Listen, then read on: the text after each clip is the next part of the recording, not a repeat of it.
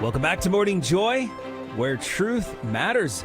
I'm your host, Keith Downey, and as always, and what we do here on Friday, was looking to see what's happening in the world through the lens of our Catholic faith with our weekly news roundup, bringing you the stories that have folks talking this week. And today, we're diving right into tariffs, which has been the big buzz, and on trade moves that could shake things up in a good way. I'm keeping things in a positive note this morning. So let's dive in and see what's happening. And to set the stage off, before we do anything, let's talk a little bit about what's been happening. So it all started on March 4th when President Trump slapped 25% tariffs on imports from Canada and Mexico, well, except Canadian energy at 10%, and then bumped China's from 10% to 20%, tying it to cracking down on immigration and fentanyl. And then in April 5th, he rolled out a 10% baseline tariff on all of the imports, setting the stage for American strength. Now, things got a little spicier this week, as you might have known. On April 9th, 57 countries all got higher rates, with China hitting 125% after a 50% spike. And then here's the latest from the White House. As of yesterday, that's April 10th, China's tariffs are now at a whopping 145%. Might be asking why. Well, China fired back with 84% tariffs on our goods. It's just this back and forth thing. It's like, when is it going to come to an end? So what are the deal with tariffs? If you were like me and completely ignorant on what tariffs were up until this whole thing started, don't worry, I did the homework for you. So basically, they're taxes on foreign goods coming in. Importers pay. Now, prices might nudge up a bit, but here's the upside. Like I said, I'm always trying to come in with a positive spin on this. It's a push to bring jobs home. So think, factories humming again in Ohio, steel mills firing up in Pennsylvania. President Trump's betting this could spark a manufacturing boom, more paychecks for American families. Interestingly, the markets dipped this week, but it bounced back, I think, after many were called to buy, quote unquote, the dip. And the countries we've seen, they initially shot back, are now trying to negotiate so they won't be hit back like China has been. So I'm thinking this could be a fresh start, putting American workers at first.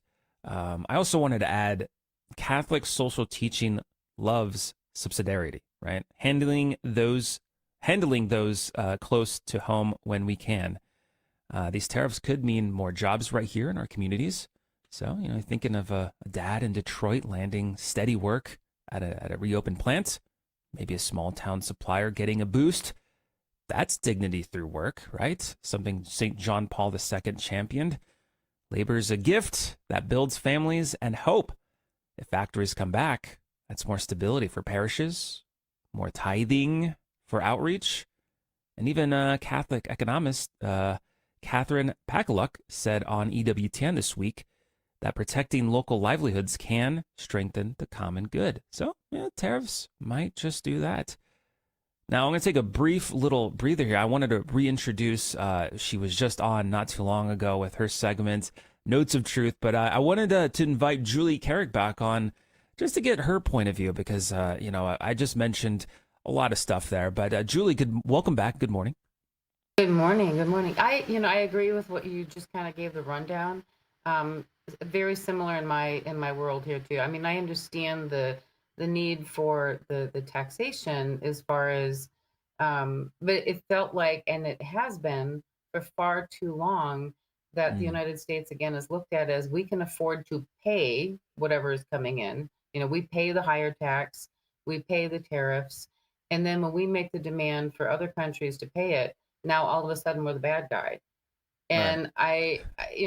Again, there's this misconception about what is the wealth here versus what is the debt here.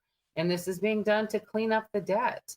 It's not like, it's not like it was just thrown out there willy-nilly to say, let's just impose a higher percentage.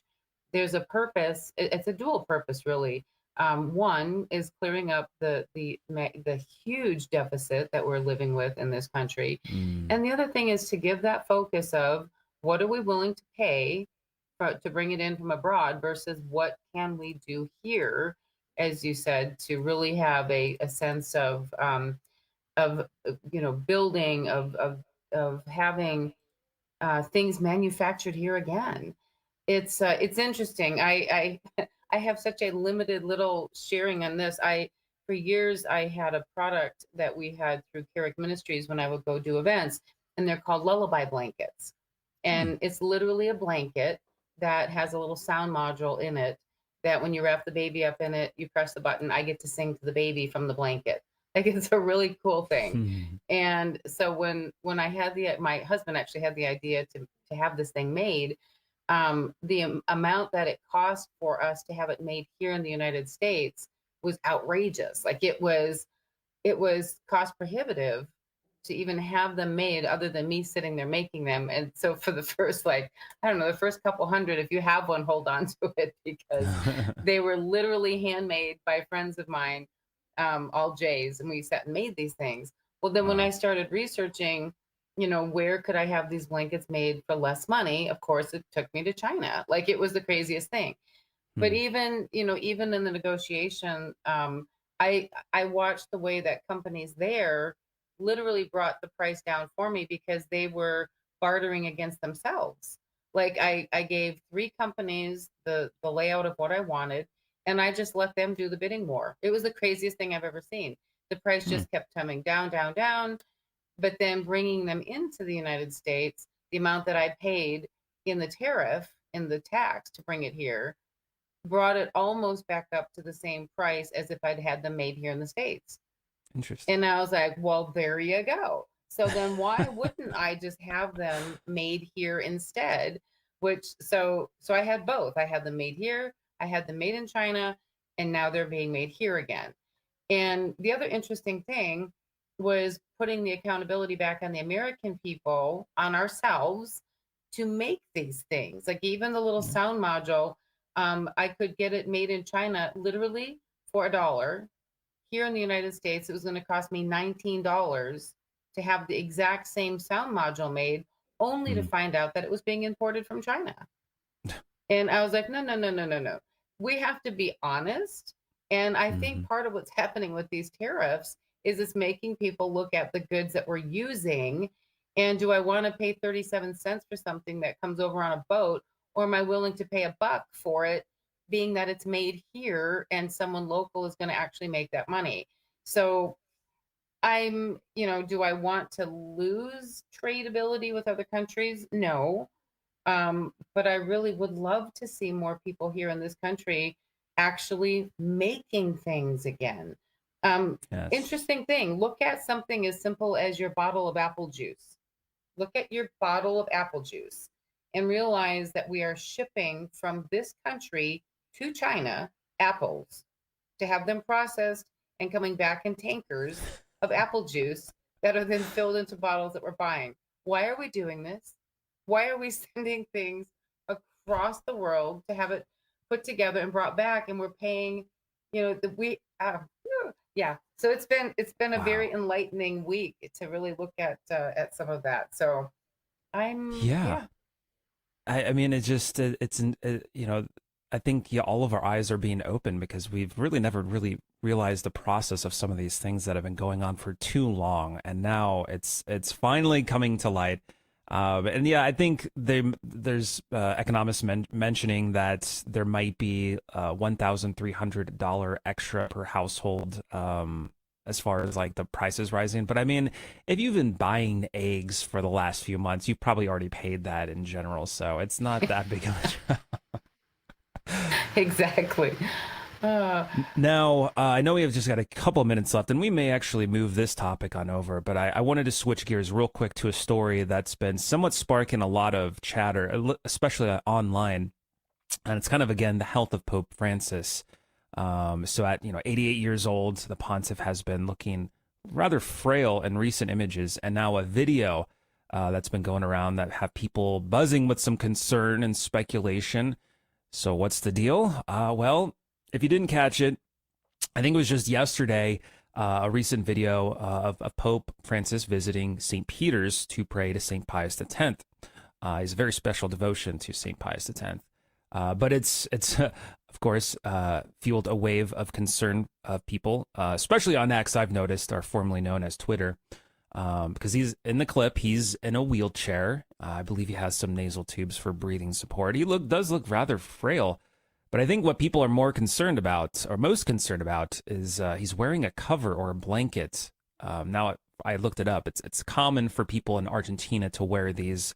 But you had some users that are saying on X, like, there's no cassock or Zacuto on his head. What's going on exactly?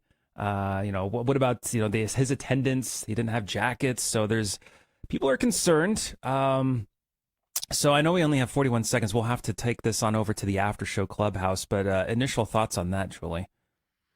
Yeah, same for me. I mean, you see the videos and that's one thing, but to get the actual, I think we do need to keep praying for his health and to and part of being the leader of the Catholic Church is we do have to do things properly. We don't just bring our familiar devotional things with us, but when you are in public, you have to be able to be fully the Pope. And if he's not able, then we need to be praying the strength and the guidance of the Holy Spirit on what we should be facing next in our church. Well said. Well, thank you so much, Julie, for joining us also on the After Show Club, not the After Show Clubhouse, the weekly news roundup. We are about to transition on over to the After Show Clubhouse. We have so much more to say, as you can tell, whether it's stories about the Stations of the Cross and, of course, a lot of the news. We just weren't able to make it into the weekly news roundup, so you're definitely going to want to join us. Just search on any of the social medias, GRN Online or Morning Joy Radio. Otherwise, if you're going to be listening on the radio, staying for the Holy Mass coming up next, please pray for us. We will continue to pray for you as we continue so closely to Holy Week. It's coming up really quick, so stay tuned for that. But if this is us truly parting ways for the week, hey, God bless. Make it a joyful weekend. We'll see you bright and early Monday morning, 6 a.m. Central, 7 a.m. Eastern, here on Morning Joy, where truth matters. This has been Morning Joy, where truth matters, hosted by Keith Downey. Take some joy with you today. Visit grnonline.com/joy to listen again, share a segment, or answer the question of the day. That's grnonline.com/joy.